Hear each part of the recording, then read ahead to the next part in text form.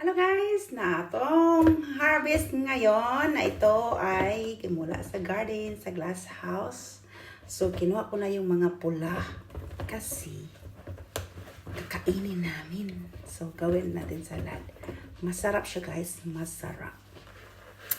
Subukan natin. Matamis yan siya guys. Matamis, super tamis siya. Gasan na natin. Dali lang. Nagutom ako guys kasi hindi pa ako lunch. So, hindi ako nag-lunch. Kaya nagutom. So, nag-harvest pa ako kasi maganda nang harvestin ko kasi tamad ako mag-ano pag magmalamig masyado. Dami kong trabaho ngayon ginawa guys. As in, ang dami kong nagawa. Nag-floor wax, nag-vacuum. Tapos marami pang gagawin guys. Dandahan lang kasi mahina ang kalaban. So, yan.